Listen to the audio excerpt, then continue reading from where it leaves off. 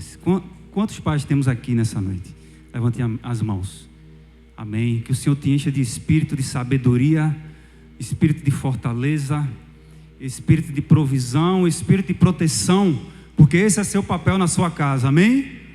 Mas hoje eu não vou falar sobre pai, não. Amém. Vamos lá, eu nunca preguei assim, meus irmãos. Peço perdão por todo esse improviso aqui. Vamos lá. Eu quero confessar que eu não queria ministrar essa palavra hoje. Eu tentei fugir dela, mas o Senhor disse: não, vai ser ela. Essa é a mensagem que eu tenho para o meu povo neste dia. Eu tentei até trocar minha escala. Foi. O pastor da outra semana disse: vamos trocar? Não. Tá certo, Senhor, já entendi. É hoje mesmo. E quem está aqui hoje vai receber. Amém? Quero pedir... Eu já estou antecipando, né? Para que ninguém saia daqui hoje com raiva de mim. Amém? Receba a minha vida, esse vermezinho de Jacó, esse candidato a servo inútil, com amor, com carinho, que eu apenas estou sendo um porta-voz e quero obedecer aquilo que o Senhor tem para liberar. Vamos lá. Eu queria começar com Romanos capítulo 1, versículo 25. Romanos 1, 25.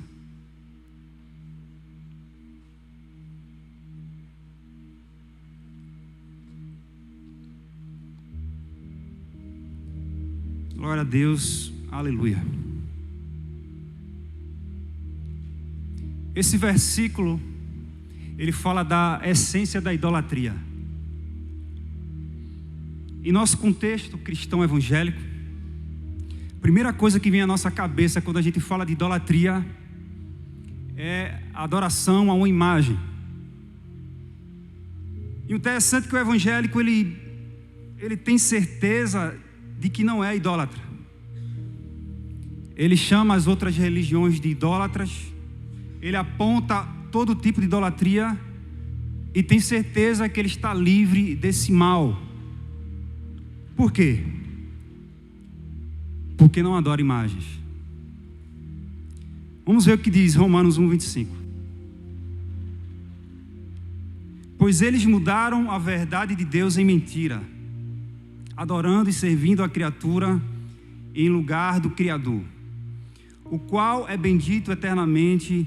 Amém. Meus irmãos, idolatria é confiar ou amar algo mais do que Deus. É substituir Deus por qualquer coisa criada. Então, idolatria, ela não se limita a imagens, não se limita a alguém acender uma vela a alguma imagem, não se limita a alguém prestar um sacrifício a alguma entidade. Idolatria é sempre que você confia mais em alguma coisa do que Deus.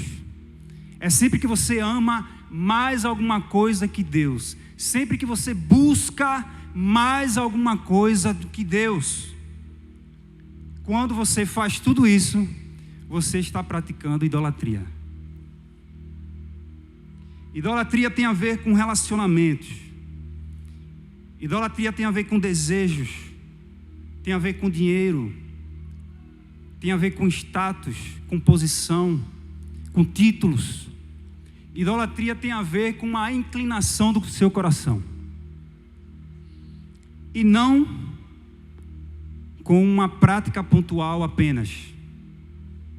E falando de postura do coração, Efésios 5:5, por favor, Efésios 5, verso 5.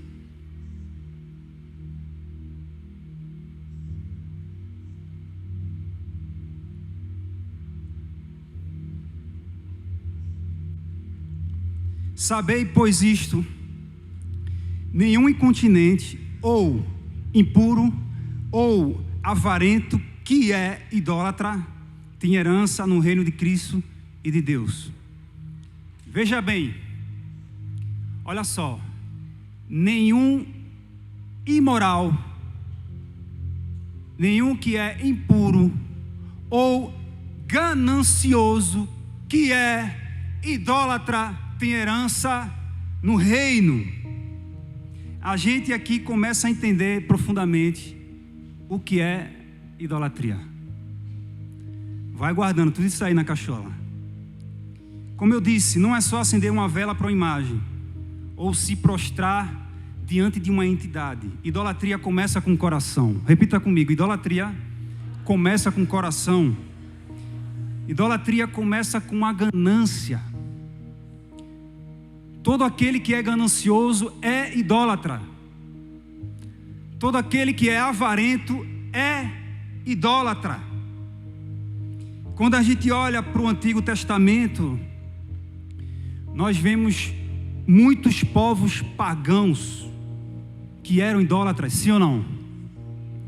E tinham muitos deuses: Deus da guerra, Deus da fertilidade, Deus da colheita. Tinha tudo quanto é tipo de entidade. Você vai ver lá no Egito, entre os sírios, entre os filisteus. Então era tudo quanto era sorte de deuses naquela época, com esses povos pagãos. Mas, Lourenço, o que é que motivava alguém sacrificar a esses deuses? Por exemplo, alguém que queria ter uma boa colheita, o que é que o pagão fazia? Sacrificava ao Deus da colheita. Alguém que queria ter um filho, o que é que ele fazia? Sacrificava ao Deus da fertilidade. Alguém que queria vencer alguma guerra, sacrificava ao Deus da guerra. Mas o que de fato motivava esses caras a sacrificarem a esses deuses? Era amor, paixão, devoção a esses deuses? Não, era o benefício. O coração da idolatria é a ganância. Eles não amavam e devotavam aqueles deuses. Eles queriam algo em troca. Essa é a base da idolatria. Esse coração interesseiro. Sempre que você busca a Deus querendo algo em troca. O coração da idolatria tem a ver com ganância, tem a ver com dois aspectos. Primeiro, obter um favor e benefício daquele que estou buscando e adorando, oferecendo um sacrifício. E segundo, buscar satisfação em alguma coisa que não seja o Deus criado. Esses são os dois aspectos do coração idólatra. Essas são as duas coisas que o coração ganancioso e corrupto ele busca. Isso é muito sério. Meus irmãos, essa é uma das maiores guerras que nós temos que enfrentar hoje em nosso meio como igreja. É a guerra contra a idolatria evangélica. É a guerra contra a idolatria gospel. Pessoas que são consumidores de Deus. São pessoas que estão buscando a Deus, não pelo que Ele é, não por amor a Ele, mas por aquilo que Ele pode nos dar. O verdadeiro Deus do idólatra não é aquele que ele está buscando, mas é o próprio eu. Porque ele se aproxima de alguém, ele se aproxima de algo, de um relacionamento, de um Deus, buscando benefício próprio. Então o verdadeiro Deus do idólatra é ele mesmo, porque ele só pensa nele. Todos esses canais, esses meios são apenas um pretexto para alcançar uma bênção, mas ele só pensa nele. O verdadeiro Deus do idólatra é ele mesmo. Precisamos lutar contra a idolatria em nosso meio, amém? O evangélico ele tem certeza que o católico é idólatra, mas ele não enxerga a idolatria nele mesmo. Muitas coisas que falamos e escutamos em nosso meio, às vezes é um discurso idólatra. Por exemplo, eu vim aqui assistir um culto para ser abençoado. Isso é um discurso idólatra. Primeiro, porque culto é serviço. Não é para assistir, culto é para oficiar. É para ministrar ao Senhor e uns aos outros. Esse é o nosso ofício como sacerdotes, amém? Nós somos sacerdotes. Não estamos aqui para receber, não estamos aqui para sermos abençoados, estamos aqui para ofertar. O quê? O nosso culto ao Senhor e servir uns aos outros. Amém?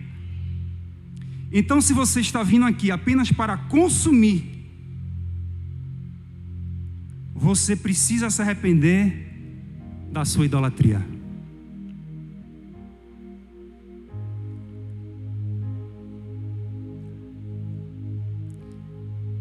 Por que você congrega? Pergunta aí para o teu irmão, por que você congrega? Por que você congrega na igreja de Cristo? Ah, Lourenço, a música é legal. A dança aqui das meninas é massa, meu irmão. A palavra é boa, é confortável. A salinha das crianças é boa. Mas qual é o serviço que você tem prestado ao Senhor no culto? De que forma você serve no corpo de Cristo? Não, eu não quero fazer nada não, porque eu trabalho muito durante a semana. Então eu vou no domingo apenas para receber. Senhor, eu quero aqui relaxar, eu quero aqui descansar. Eu quero aqui só reter e mais nada. O idólatra, ele tende a ser egoísta. Tende a ser egoísta sempre. Eita Jesus. Essa mesma motivação que você está tendo com Deus Criador é a mesma motivação que os idólatras pagãos tinham naquele tempo. Eu só ofereço algo para ter algo que eu almejo lá na frente. Está se aproximando de Deus buscando prazer pessoal, buscando benefício próprio e não amor e devoção a Ele. Idolatria tem a ver com coração, repito, idolatria tem a ver com ganância. Temos que entender que nós não nos aproximamos de Deus para sermos felizes. Eita! Nós não o adoramos para receber algo em troca. Nós não ofertamos e dizimamos por um resultado. Isso aqui é a teologia da prosperidade. O câncer neopentecostal. É uma mensagem que diz: você vai ter que dizimar para ser próspero. Você não pode ser pobre porque você é filho de Deus. Nosso Deus é rico. Então você tem que dar. Senão vai continuar sendo pobre. Aí as pessoas são atraídas a dar não por causa do seu amor a Deus, não porque querem cooperar com a missão, não porque querem participar da edificação da casa de Deus, mas porque se der, vai receber. Ou então as pessoas te oprimem. Se você não der, o gafanhoto vai te pegar. Aí tem gente ofertando por medo e não por amor. Se eu não der, o bicho vai corroer tudo que eu tenho. Eu preciso dar para proteger meus bens, para proteger meu dinheiro.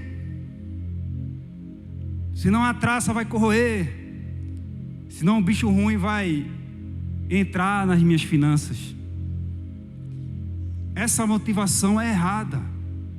Me perdoe, essa motivação é de idólatra.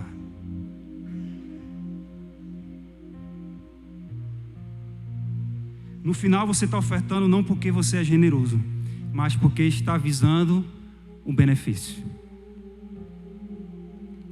Que o espírito de temor caia sobre nós nessa noite e nos livre da idolatria evangélica.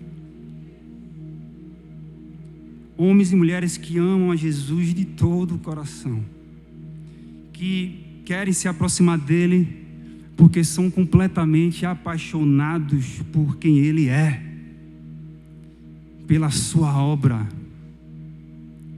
pela sua casa, pela redenção, pelo evangelho, pela sua glória, pela sua bondade e misericórdia, e entendem que não há satisfação maior do que estar em Cristo.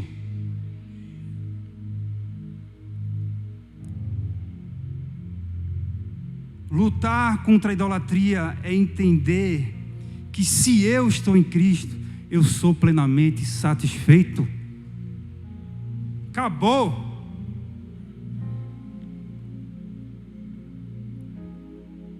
Se eu tenho casa própria, eu estou satisfeito. Se eu não tenho, eu estou satisfeito, porque eu estou em Cristo.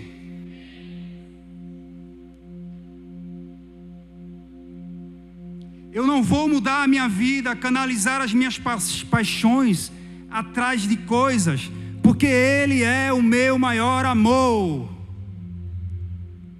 É aquele que eu amo acima de todas as coisas. Não existe nada que me dá mais prazer do que a presença de Jesus.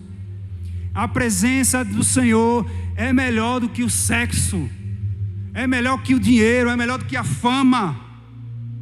Estar em Cristo é mais satisfatório do que ter um filho. Estar em Cristo é mais satisfatório do que ter uma família,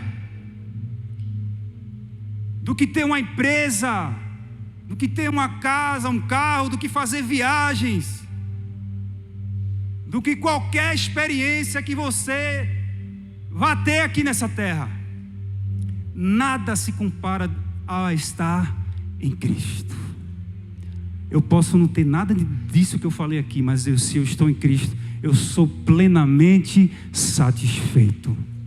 Repita comigo: se eu estou em Cristo, estou plenamente satisfeito. Amém? Que a mão do Senhor repouse sobre nós e nos salve da nossa ganância. Que o seu Espírito recaia sobre nós e atraia os nossos olhos para Ele, para Jesus. Que o Espírito da graça gere em nós uma paixão por Jesus, que nos livre da idolatria desses dias.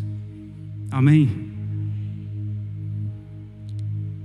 Lourenço, e qual é o resultado da idolatria? Qual é o resultado de eu colocar algo acima de Deus? Qual é o resultado de eu buscar Deus apenas por um benefício próprio? 1 Coríntios 10, 19.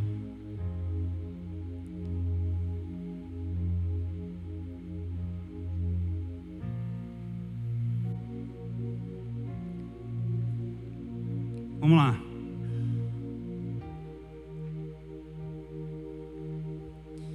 1 Coríntios 10, 19 e 20. Que digo, pois, que o sacrifício ao ídolo é alguma coisa? Ou que o próprio ídolo tem algum valor? Antes digo que as coisas que eles sacrificam, é a demônios que as sacrificam e não a Deus. E eu não quero que vos torneis associados aos demônios. Meus irmãos, para quem que Paulo está escrevendo essa carta? Aos ímpios? É isso? Paulo escreveu essa carta à igreja. Diga, à igreja. Ele disse: não vos associeis a demônios. Não tenham comunhão com eles. Todas as vezes que vocês buscam algo acima de Deus, todas as vezes que o teu benefício próprio está acima da sua devoção a Deus, você está canalizando a sua devoção a demônios. Tem um monte de crente evangélico endemoniado hoje. São pessoas que estão buscando apenas as paixões desse mundo, os prazeres dessa vida. Estão buscando um Deus todo-poderoso apenas por aquilo que Ele pode dar.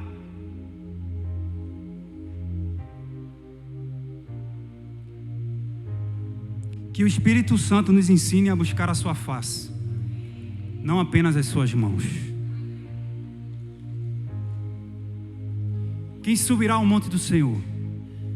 O que é limpo de mãos e puro de coração, que não entrega a sua alma à falsidade, nem jura dolosamente. Esse é que pode se aproximar do Senhor. É esse que pode ter comunhão com Ele. Idolatria não tem apenas a ver com uma devoção a imagens. Tem a ver com uma devoção a qualquer coisa que eu coloque acima de Deus. Tem a ver em eu buscar qualquer realidade na qual eu busco plena satisfação. É uma postura de coração. Por exemplo, nós podemos idolatrar o dinheiro. Afinal de contas, é o Deus mais aclamado nos últimos tempos. Mamon. Tem gente aqui que dá a vida por ter um pouco mais. Um pouco mais. Um pouco mais. Um pouco mais. Você já chegou num teto tranquilo para sustentar a sua casa, mas não, eu quero ter um pouco mais. Não, um pouquinho mais. Eu tenho saúde para isso, eu vou dar um pouco mais. E você não sabe que está preso a essa entidade chamada Mamon. E isso não é só para os de fora não, tá? Muitos aqui dentro têm idolatrado o dinheiro. Que Deus tenha misericórdia de nós. Que Deus tenha misericórdia de mim.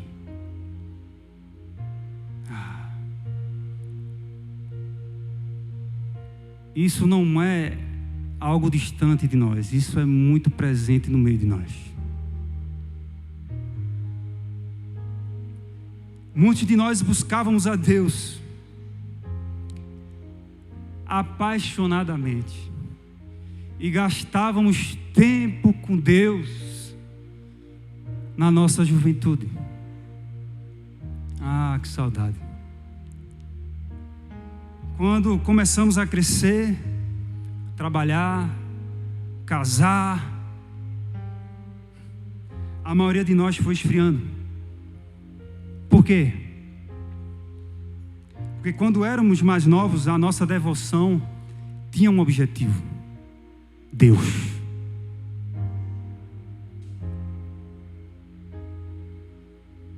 Mas quando fomos amadurecendo, tínhamos outras prioridades. Agora eu preciso trabalhar. Agora eu preciso ganhar dinheiro. Agora eu tenho que sustentar a minha casa. E aí a busca pelo sustento se torna prioritária. Mais prioritária do que a devoção a Deus e do que a comunhão dos santos. A gente trocou os papéis. O caminho da idolatria nos leva a ter comunhão com demônios. E isso vai esfriando nossa vida com Deus, até que nos desviemos totalmente da presença do Senhor. Talvez você pense, mas eu preciso trabalhar mais, sustentar a minha casa, preciso pagar os boletos, que parece que não tem fim. Os boletos surgem do nada. Irmão, é tanto Pix, que seu celular trava de tanto Pix. Você fica tonto, mas é muito boleto. Todo dia é plim. Você pensa que é dinheiro caindo na sua conta, não, é plim. Cobrança da Casa Pio. Plim. É tanto plim de cobrança, é tanta ligação de banco, é tanta dívida. E a gente se prende. Você se permite ser preso a tudo isso. E isso tudo faz parte do sistema do Egito, né? O Egito, ele sempre aprisionou o povo de Israel para trabalhar mais, para não ter tempo de buscar o Senhor. Isso é um sistema do Egito. E tudo que precisamos é sermos libertos desse sistema, assim como o povo de Israel foi liberto de Faraó naquele tempo. Então, Lourenço, agora eu amadureci. Eu tenho novas responsabilidades. Uau! Eu preciso diminuir meu tempo de oração.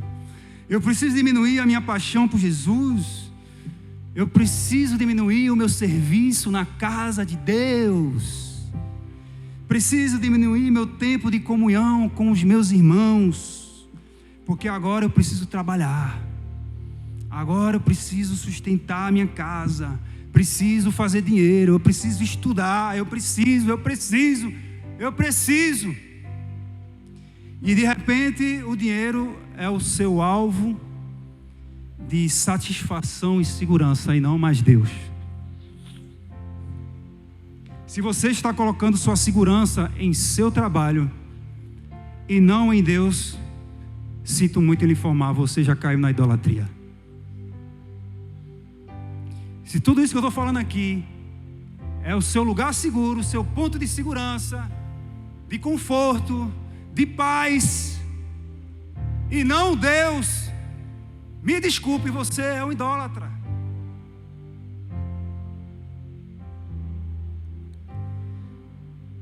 Certa vez,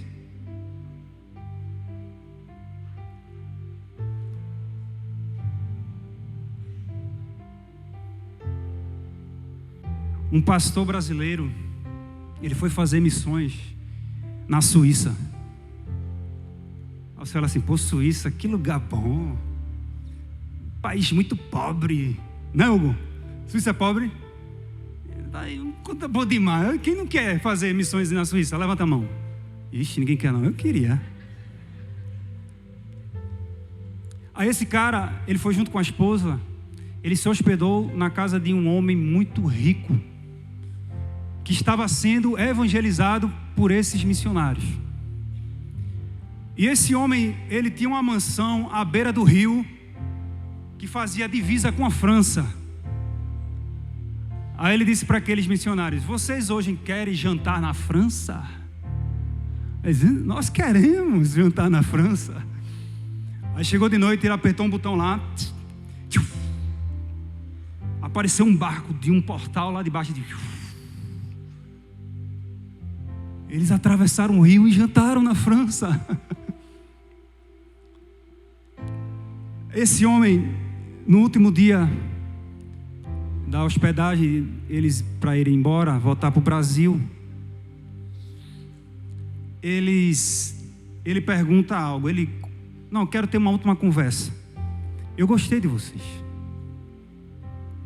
que pela primeira vez eu hospedo missionários aqui que não me pedem nada.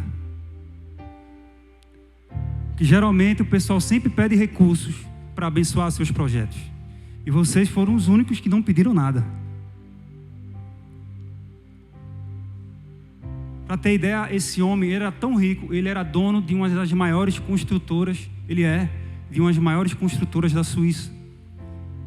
Ele fez uma casa para Paul McCartney. Tinha pouco dinheiro esse cara.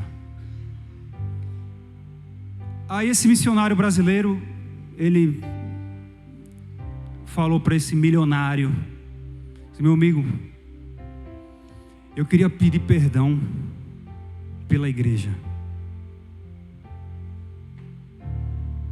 da forma que ela lhe trata, de como ela te vê, como um shopping center. Só estão do seu lado por causa do seu dinheiro. Por favor, perdoe a igreja.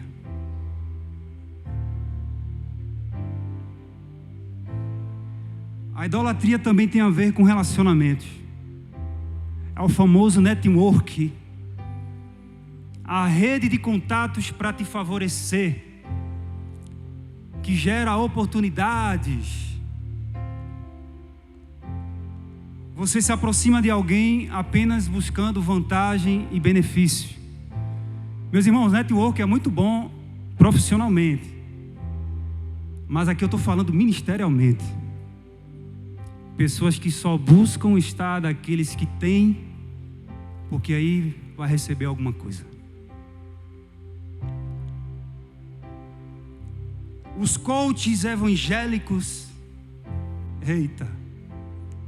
sobre a teologia da performance, dizem: você quer vencer, então tem que andar com quem é melhor do que você. Só ande com os grandes, que vão agregar valor à sua missão. Não ande com os fracos, que vão ser um atrapalho na tua obra. Ou seja, só visam benefício. Eu quero perguntar uma coisa: Jesus, ele fez isso?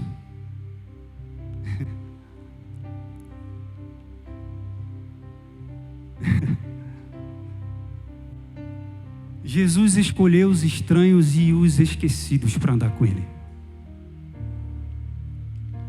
Jesus só escolheu os perebas, os piores. Tipo assim, nós.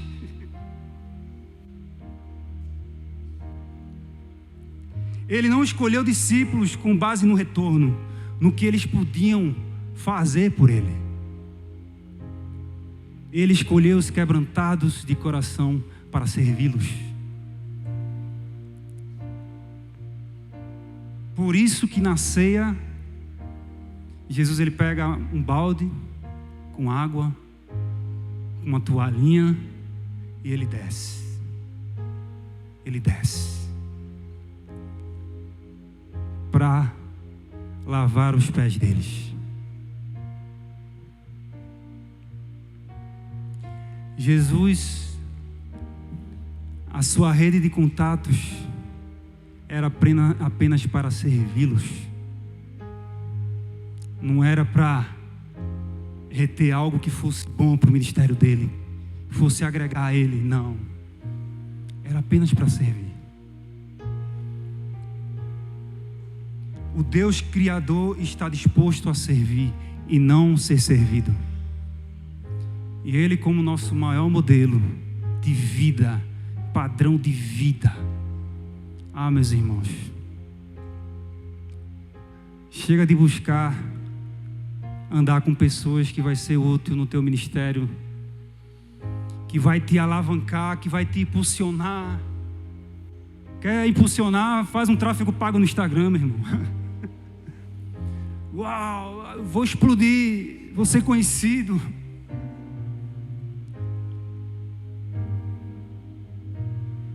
Busque servir. Não busque alguém por um benefício, mas busque aqueles para que você beneficie eles. Amém? Idolatria não busca relacionamentos que são intencionais para a comunhão, mas busca relacionamentos intencionais para um benefício. Sejamos como Jesus. Se relacione para servir. Diga isso para o teu irmão: se relacione para servir.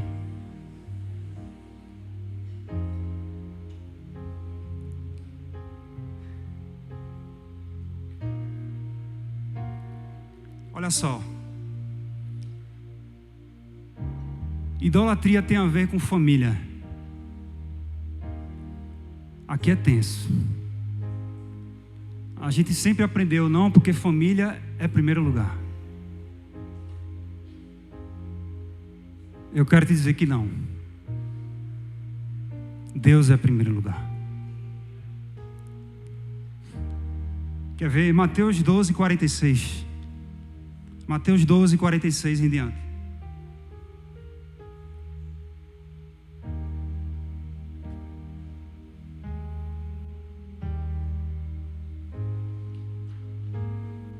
Falava ainda Jesus ao povo, e eis que sua mãe e seus irmãos estavam do lado de fora, procurando falar-lhe. E alguém lhe disse: tua mãe e teus irmãos estão lá fora e querem falar-te. Porém ele respondeu ao que lhe trouxera o aviso: quem é a minha mãe e quem são os meus irmãos? E estendendo a mão para os discípulos, ele disse: eis minha mãe e meus irmãos. Porque qualquer que fizer a vontade de meu Pai Celeste, esse é meu irmão, irmã e mãe.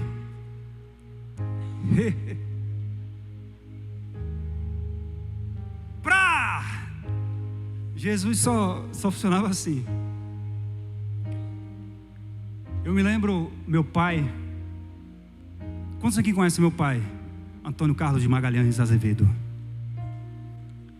Eu já falei isso aqui outras vezes. Meu pai foi o maior exemplo de evangelismo que eu tive em toda a minha vida. Eu acredito que meus irmãos também sentem isso. Meu pai, ele sempre trabalhou com empresários e ele sempre evangelizava para os empresários. Meu pai tinha uma época que ele evangelizava prostitutas. E eu me lembro como se fosse hoje.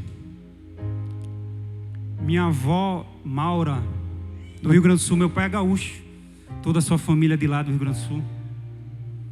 Certa vez ela veio para Recife, ela se hospedou lá em casa, a gente tudo adolescente ainda, eu, Rafa, Carol. E eu fiquei prestando atenção em Painho. Minha avó, ela não era devota ao Senhor Jesus, acreditava, mas tudo bem, ele lá, eu cá. E eu me lembro como se fosse hoje, era de noite, eles ali no terreno, ao lado da piscina, com duas cadeiras, os maruim comendo a perna deles, e meu pai evangelizando para minha avó: mamãe, Deus é primeiro lugar, mamãe. Eu sei que família é bom, eu sei que seus filhos são bons, eu sei que a gente precisa um do outro, mas a gente não pode viver sem Jesus. E eu me lembro vovó Maura falando: eu sei, meu filho, eu sei que Deus é bom, mas meus filhos são primeiro lugar na minha vida. Não, mãe. Eu vi aquele embate de uma forma tão carinhosa, tão... aquele capricho, pai, com medo de... sabe? De ofender minha avó. Mamãe, Jesus é o caminho, a verdade e a vida. A gente não pode viver sem Ele. A gente não consegue ir ao Pai se não for por Ele. Eu amo minha família, eu amo a senhora, eu amo meu pai, eu amo meus irmãos, meus filhos, meus sobrinhos, meus netos. Mas isso vem depois dele, mamãe. Não, meu filho.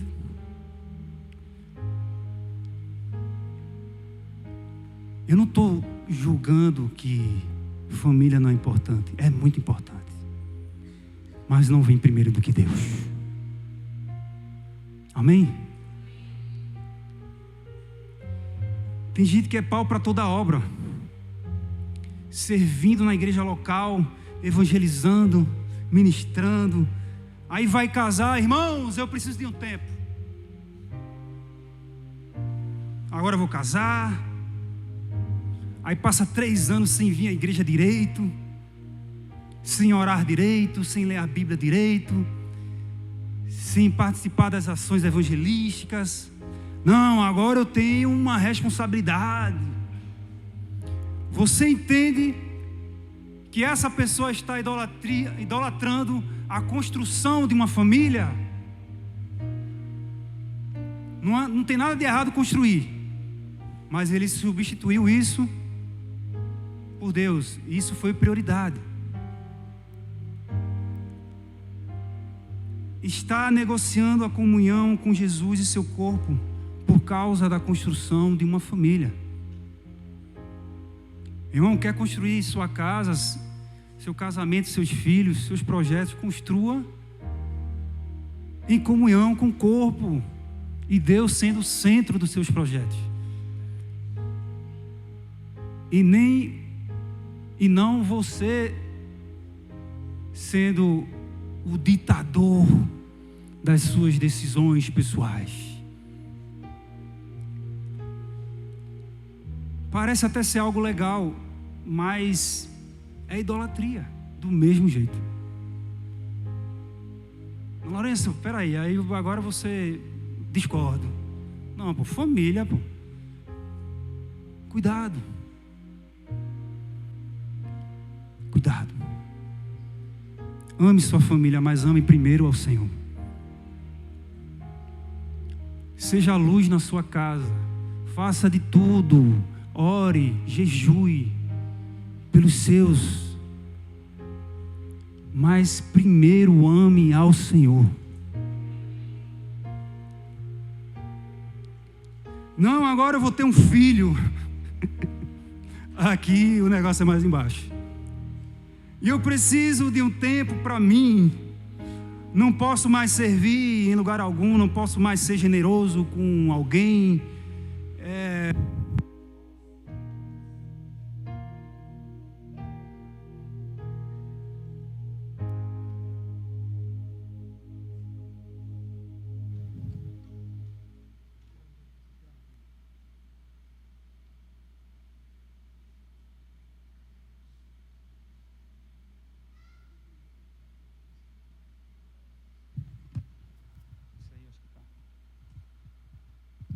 Som.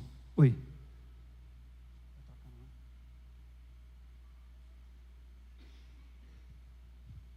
Voltando, filhos, né? Era filhos?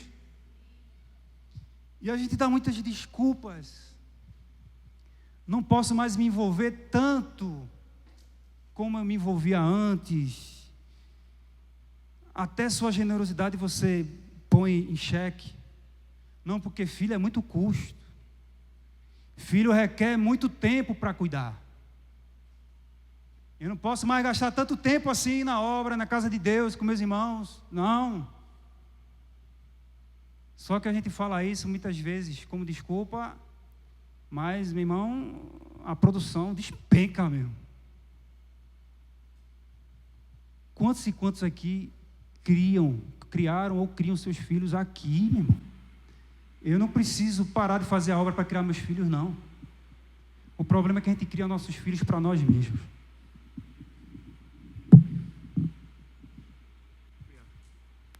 A gente cria nossos filhos para a gente.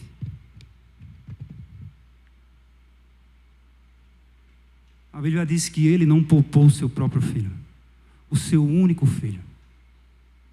E porque eu e você, a gente precisa a todo custo poupar os nossos filhos. Ele tem que estar com a mão na massa com a gente, na obra com a gente, guerreando com a gente, evangelizando com a gente, jejuando com a gente, orando com a gente. Não poupe o seu filho.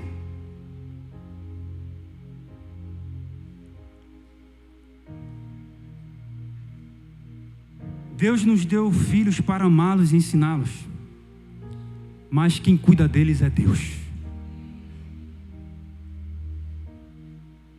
Quem sustenta a nossa casa é Deus, e eu e você precisamos confiar nisso.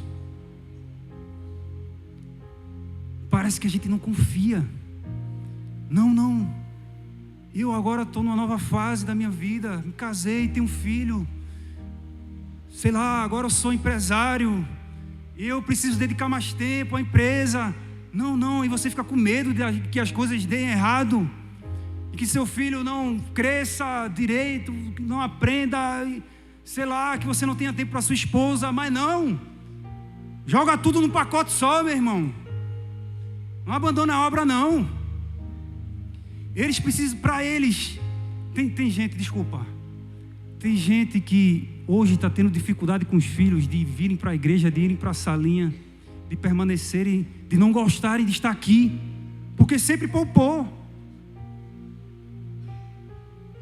Eu não estou dizendo para você fazer deles religiosos, mas é para gerar paixão e amor por Jesus, e pela casa, e pelo corpo de Cristo, pela igreja, pelo ministério, não como um ritual, mas como um serviço sacerdotal, para eles entenderem que são sacerdotes junto conosco, junto com a gente que é pai e mãe.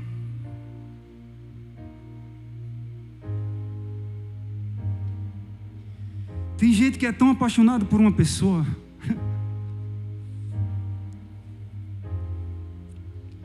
que negocia a santidade de Deus por amor a essa pessoa.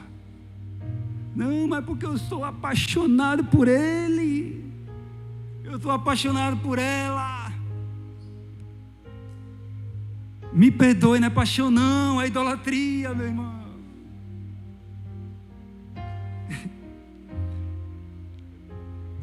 Sabe que é pecado, sabe que está ofendendo a Deus, mas não, é o amor da minha vida.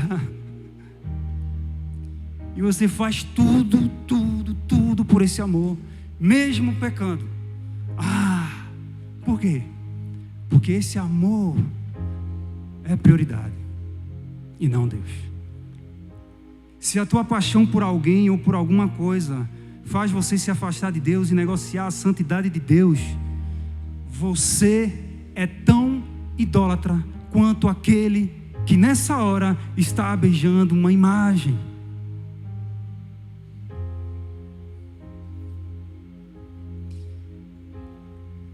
Aquele rico da Suíça, ele faz uma última pergunta para o missionário. Aí ele disse: vocês trabalham com o quê? Vocês estão de férias? Por isso que vieram para cá? Aí o missionário disse: não, a gente trabalha com isso, esse é o nosso trabalho. Mas, como assim? A gente trabalha com isso, com missões. A gente visita alguns lugares, alguns povos, algumas comunidades, para levar a palavra de Deus. Mas vocês ganham por isso? Não. Como assim? Não temos salário. E quem é que paga suas contas? Deus. Deus paga minhas contas. Mas espera aí, quer dizer que mês que vem vocês não sabem quanto vai entrar na conta de vocês? Não sabemos quanto vai entrar. Meu Deus.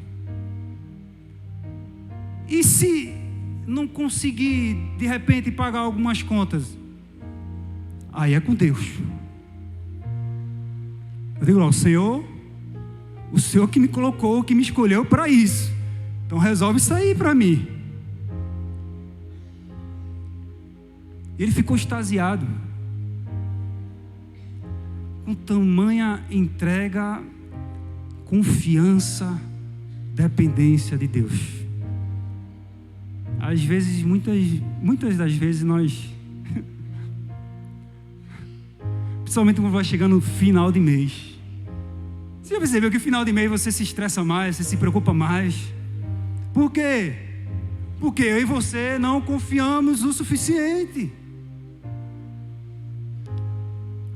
Se Deus te colocou naquele lugar com um propósito para servir, você foi chamado para aquilo, meu irmão, confia. Seja em qual ambiente for, eu não falo só de missões e de viagens, em qualquer área da sua vida que Ele te escolheu, para você brilhar a luz de Jesus. Confia nele. Se você foi vocacionado para isso, confia nele. O problema é que muitas vezes a gente vai e quebra a cara porque a gente não está num lugar errado, onde não fomos chamados. E a gente sempre culpa Deus. E Deus diz: mas não foi aí que eu pedi, que eu mandei. Aliás, você nem me perguntou.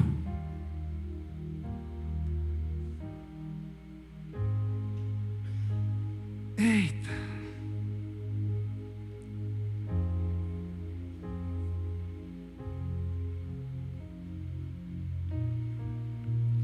O que tem que nos mover não é: eu estou nessa missão, o que é que eu vou ganhar com isso?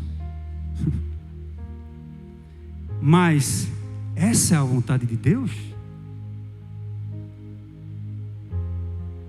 Estou sendo fiel àquilo que Ele me chamou para ser? Se eu estou sendo fiel, Ele há de sustentar a minha casa. Amém? Independente da área. Estou sendo fiel, servindo a Ele, é minha vocação, Ele vai sustentar. E ponto. Buscai em primeiro lugar o seu reino e a sua justiça, e todas essas coisas vos serão acrescentadas. Tem gente que usa até esse texto para benefício próprio. Presta atenção. E todas as demais coisas me serão acrescentadas. Não! Que pena. A gente precisa ir para o contexto, né? O contexto de Mateus 6, 30 em diante, fala do sustento básico. Ali fala de alimentação e vestimenta. E todas estas coisas, Jesus diz, estas coisas serão acrescentadas. Buscar em primeiro lugar o seu reino e a sua justiça, e tudo o que você necessita será acrescentado. Tem gente que usa esse texto para ostentar. Não, é tudo, né? É tudo. Eu quero uma Ferrari esse ano ainda, Senhor. Eu quero fazer uma viagem para Nova York esse ano ainda, porque é tudo. Eu estou te buscando. Primeiro lugar. Te vira aí, eu quero Nova York. Tudo o que você necessita. E isso é uma verdade bíblica, não é uma utopia. Amém? Tome posse. Se você está negociando sua vida de oração, sua leitura bíblica, sua generosidade com a obra de Deus e a sua comunhão com a igreja, por causa de qualquer coisa, seja teu filho, casamento, emprego, boletos, projetos, fique sabendo que está entrando na rota da idolatria. E todo aquele que entra nesse caminho abandona a comunhão com Deus e passa a ter comunhão com demônios. Foi isso que a gente leu lá em Efésios. Não sei o que estou dizendo, não, é a palavra de Deus.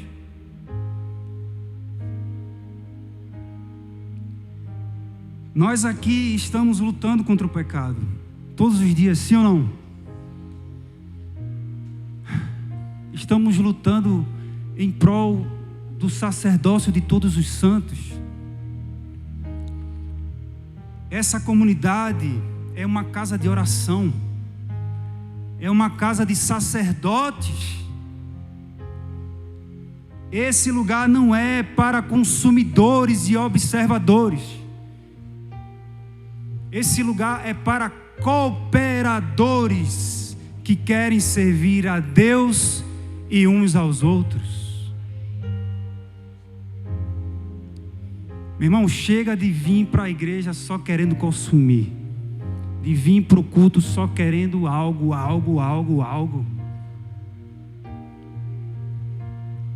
Seja um cooperador do reino. É uma chamada ao arrependimento por causa das motivações do nosso coração.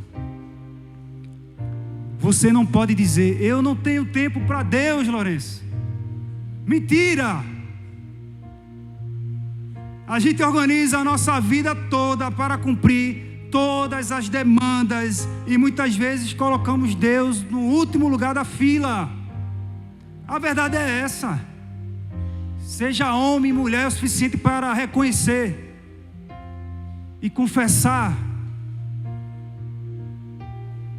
Precisamos nos arrepender e colocar Deus no primeiro lugar. Amar a Deus acima de todas as coisas. Amar a Deus com todo o seu coração, seu entendimento, sua força, com todo o seu tempo, seus recursos, com tudo que você puder dar.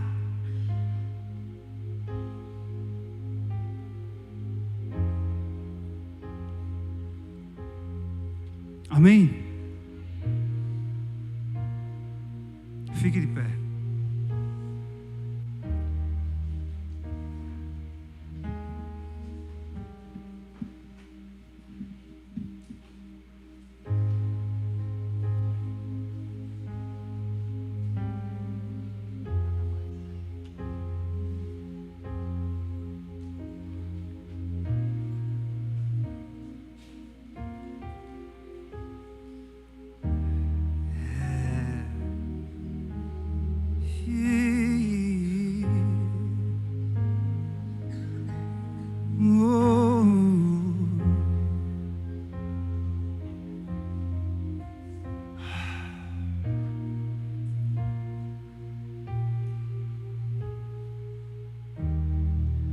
No dia bom você se apresentou a mim,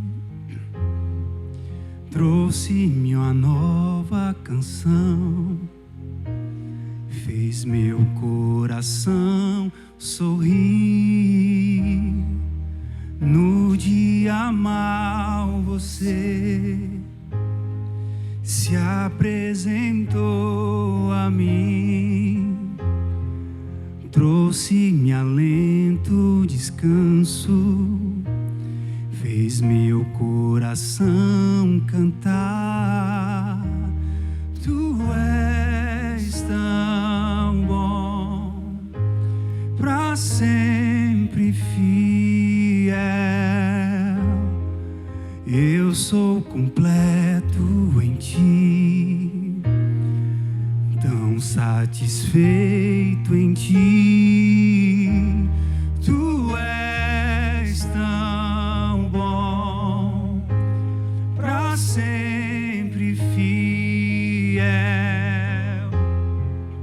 Eu sou completo em ti, tão satisfeito. És meu Senhor, meu companheiro, és meu amor, meu conselheiro, és meu pastor, aquele que nunca deixou faltar. Em meio à dor se fez presente. És meu amigo onipotente, és meu pastor, aquele que nunca deixou faltar. Nunca deixou faltar. Nunca deixou faltar. És meu amigo, meu conselheiro,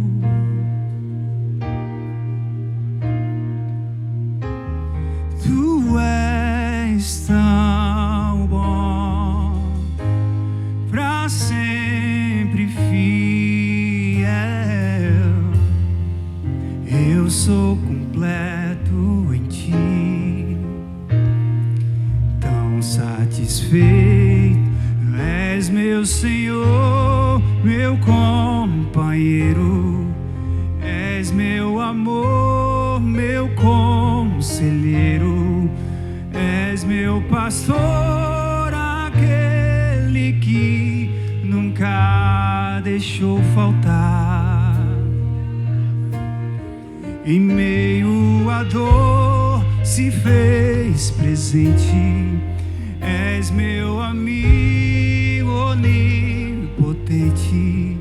És meu pastor, aquele que nunca deixou faltar. Nunca deixou faltar.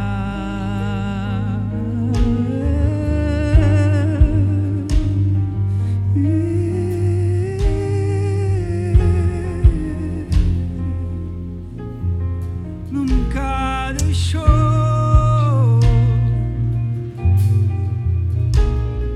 Minha confiança está em ti. Minha esperança está em ti, meu Redentor.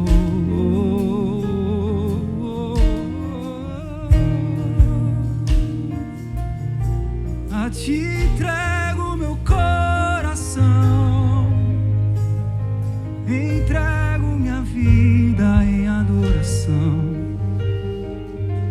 todos os meus bens, todos meus projetos, toda a minha casa, meu casamento, os meus filhos, meus pais, meus